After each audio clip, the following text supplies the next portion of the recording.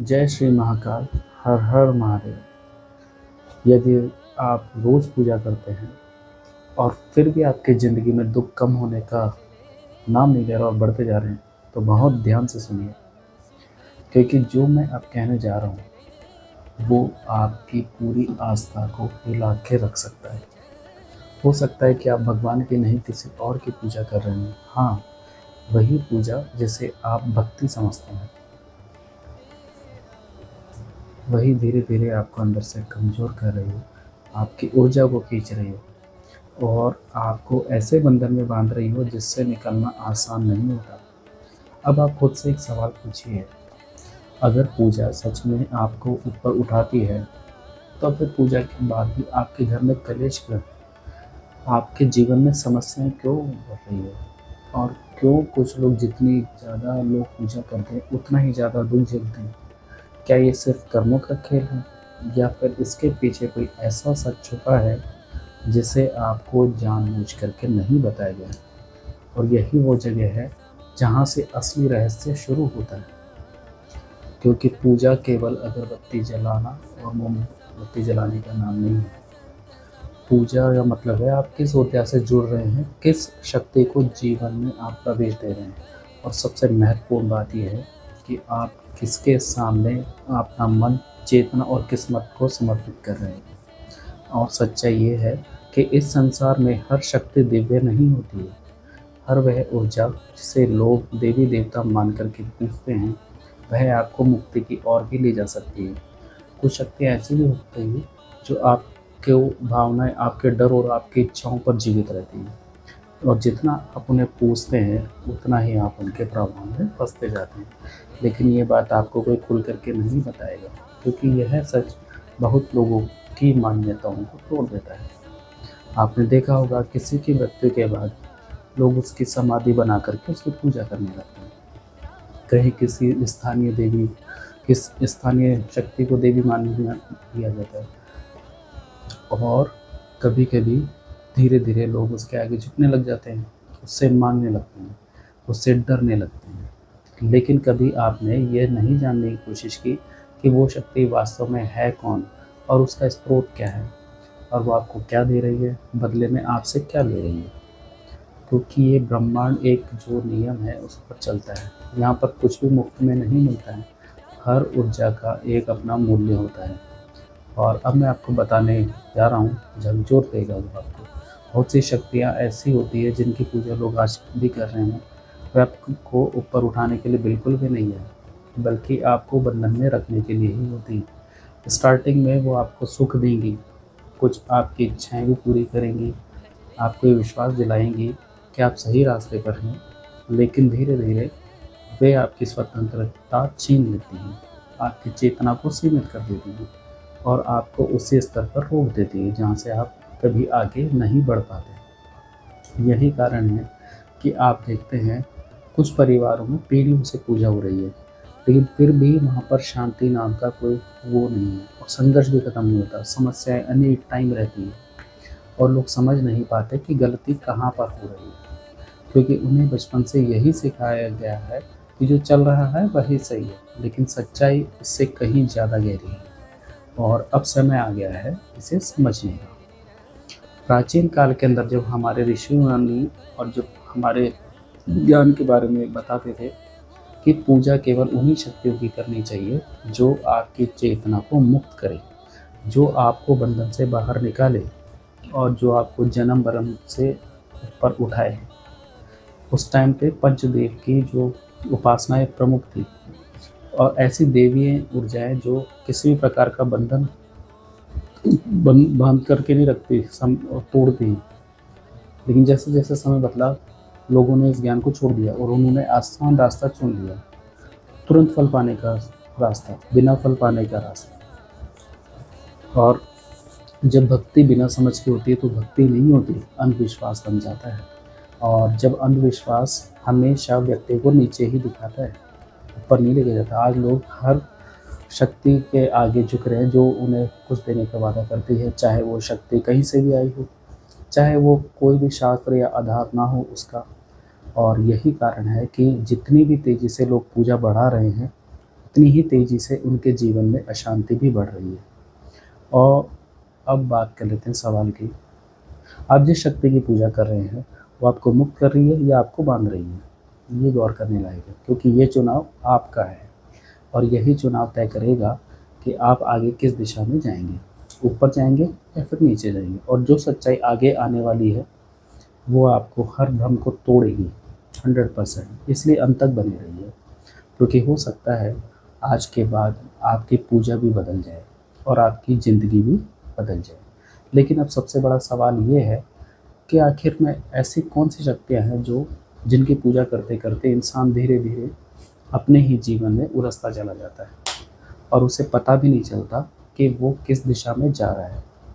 क्योंकि सच यही है कि इस संसार में दो प्रकार की ऊर्जाएं हमेशा से मौजूद हैं। एक तो वे जो आपको मुक्त करती है और आपकी चेतना को ऊपर उठाती है और आपको भीतर से मजबूत बनाती है, और दूसरी वे हैं जो आपको धीरे धीरे अपने प्रभाव के अंदर बांधती है और आपको सीमित करती है और आपको उसी स्तर पर रोक के रखती है जहाँ से आप आगे नहीं बढ़ सकते। और सबसे खतरनाक चीज़ ये है कि जो दूसरी तरह की शक्तियाँ होती हैं खुद को कभी भी अपने असली रूप के अंदर प्रकट नहीं करती हैं। वे हमेशा किसी न किसी अच्छे चेहरे, किसी चमत्कार, किसी डर या किसी लालच के पीछे छुप करके आती हैं। आपने अपने आसपास देखा होगा, कहीं भी किसी व्यक्ति की मृत्यु के बाद उसकी समाधि बना दी जाती है और धीरे धीरे लोग उसे पूजने लगते हैं। कहीं किसी स्थान पर कोई अजीब घटना हो जाती है और उसे देवी का चमत्कार कह करके स्थापित कर दिया जाता है। कहीं किसी को अचानक से धन मिल जाता है और वो कहता है कि इस शक्ति की पूजा करने से मुझे इस धन की प्राप्ति हुई, और लोग बिना सोचे समझे उसी रास्ते पर चल पड़ते हैं। लेकिन क्या आपने कभी सोचा कि ये सब कैसे शुरू होता है? ये शुरुआत होती है मनुष्य के डर, इच्छा और से डर इस बात का है कि अगर हमने पूजा नहीं की तो कुछ हमारे साथ बुरा हो जाएगा, और इच्छा इस बात की है कि अगर हमने पूजा की तो हमें जल्दी से कुछ अच्छा मिल जाएगा, है ना? और यही वो है बिंदु जहाँ पर इंसान सबसे बड़ी भूल करता है, क्योंकि जैसे ही पूजा डर और लालच पर आधारित हो जाती है वो शुद्ध नहीं रहती है। और जब पूजा शुद्ध नहीं रहती है तो वो आपको उस दिशा में नहीं लेकर के जाती जहाँ आपको जाना चाहिए। अब ध्यान से समझिए मेरी बात। कुछ ऐसी ऊर्जाएं होती है जो सीधे सीधे मनुष्य की इच्छाओं को पकड़ती है और उसे वही दिखाती है जो वो देखना चाहता है, और फिर धीरे धीरे उसे अपने प्रभाव में ले लेती है। शुरुआत में सब कुछ सही सही लगता है, थोड़ा सा लाभ भी मिलता है, कुछ समस्याएं भी कम होती हैं और जीवन में कुछ सुधार भी होता है। और यही वो जाल है, इसके अंदर अधिकतर लोग फंस जाते हैं, क्योंकि इंसान वही मानता है जो उसे तुरंत परिणाम देता है। वो ये नहीं देखता कि उसका दीर्घकालिक परिणाम क्या हो सकते हैं, और फिर धीरे धीरे वही शक्तियाँ उससे और अधिक मांगने लगती हैं। अधिक समय, अधिक ध्यान, अधिक भय, अधिक समर्पण, और बिना सोचे समझे इंसान उसकी आदत बन जाता है। आपने सुना होगा कुछ शक्तियों के नाम, जैसे यक्ष, किन्नर, डाकिनी, शाकिनी, कुछ स्थानीय देवियाँ, कुछ ऐसी संस्थाएं जिनका उल्लेख शास्त्रों में स्पष्ट रूप से नहीं मिलता है, लेकिन फिर भी उनकी पूजा होती है और लोग मानते हैं कि उनसे उन्हें लाभ मिल रहा है।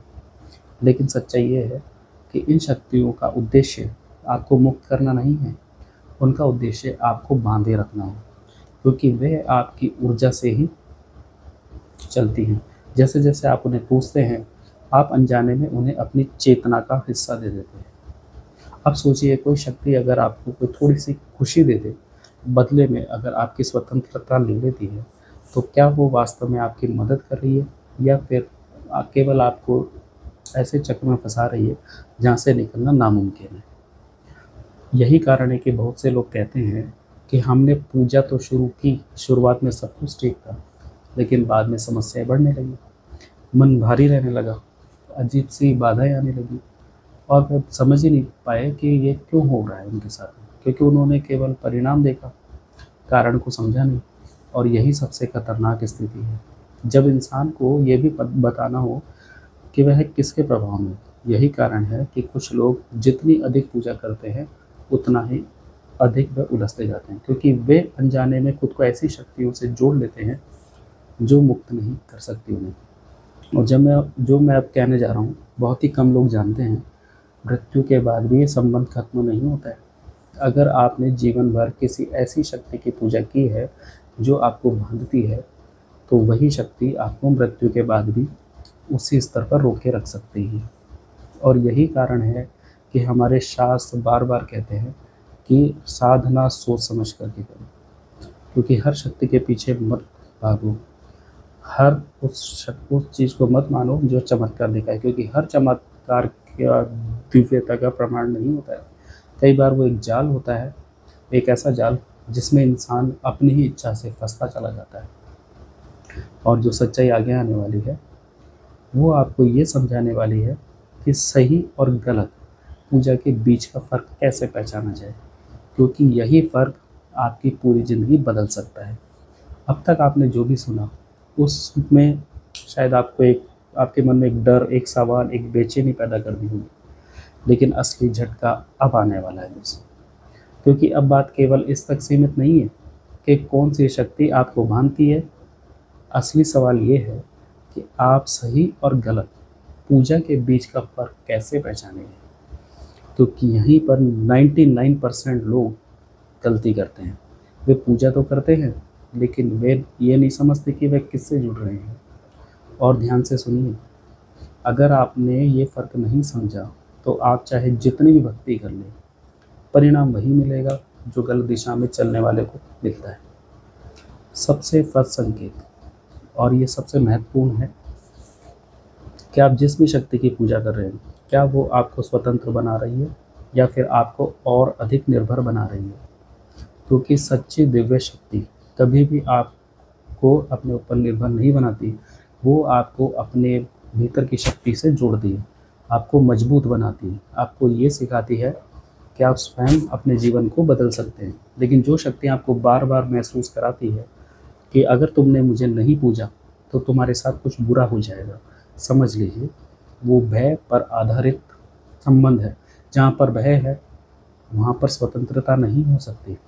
और यहाँ पर एक और गहरी बात बताता हूँ आपको, सच्ची पूजा हमेशा आपको भीतर से हल्का करती है, आपके मन को शांत करती है, आपकी सोच को स्पष्ट बनाती है। जबकि गलत दिशा में की गई पूजा अक्सर आपको भारी कर देगी और आपके मन को अनजाना डर बना रहेगा, आपको बार बार उसी क्रिया को दोहराने के लिए मजबूर किया जाएगा। और अब जो मैं कहने जा रहा हूँ वो आपको चौंका सकता है। अगर आपकी पूजा के बाद भी आपके जीवन में बार बार वही समस्याएं लौट रही हैं, अगर आपकी प्रकृति रुक गई है, अगर आप अंदर से थका हुआ फील करते हैं, तो ये केवल बाहरी परिस्थितियों का परिणाम नहीं है, यह है उस ऊर्जा का भी प्रभाव हो सकता है जिससे आप जुड़े हुए हैं। और यही वो जगह है जहाँ इंसान सबसे बड़ा भ्रम पाल लेता है। वो सोचता है कि मैं तो पूजा कर रहा हूँ, फिर भी ऐसा क्यों हो रहा है। लेकिन वो ये नहीं देखते कि वो किसकी पूजा कर रहे हैं। अब एक सीधा सा सरल और गहरा अंतर समझिए। सच्ची दिव्य शक्तियाँ आपको ऊपर उठाने के लिए किसी सौदे की मांग नहीं करती है। वे आपको डरा करके, लालच दे करके आपको बांध करके अपने पास नहीं रखती। वे आपको स्वतंत्र करती है, आपको ज्ञान देती हैं, आपको ये समझने की शक्ति देती हैं कि जीवन का असली उद्देश्य क्या है।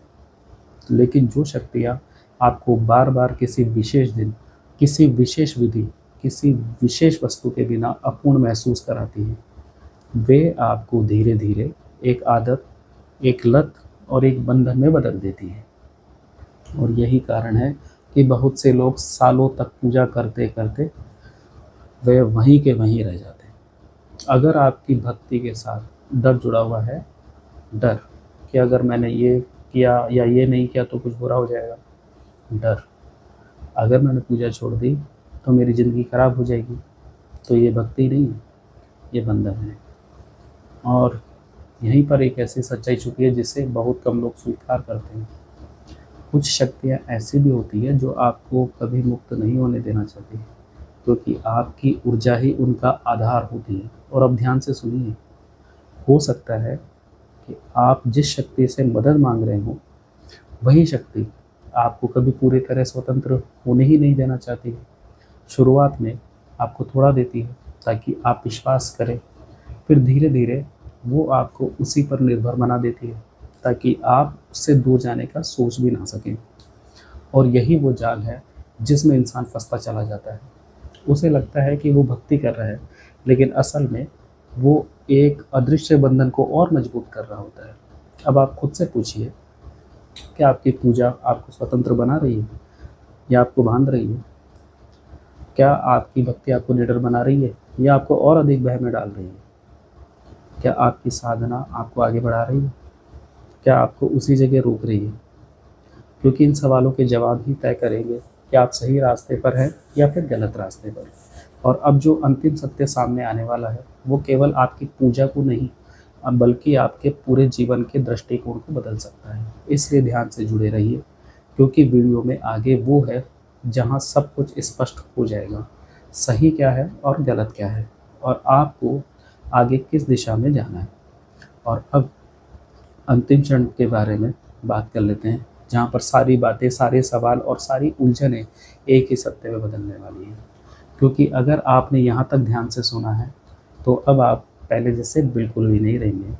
अब आपके पास वो दृष्टि है जिसे आप ये पहचान लें कि आपकी पूजा आपको कहाँ लेकर के जा रही है, ऊपर या फिर नीचे।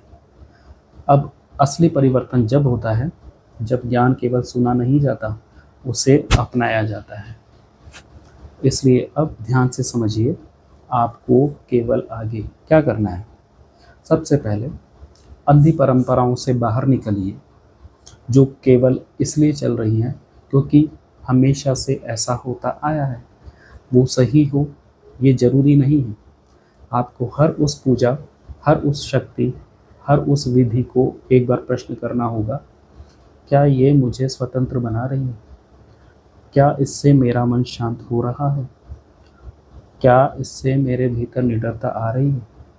अगर जवाब नहीं है, तो रुक जाना ही पहला सही सबसे बढ़िया कदम है।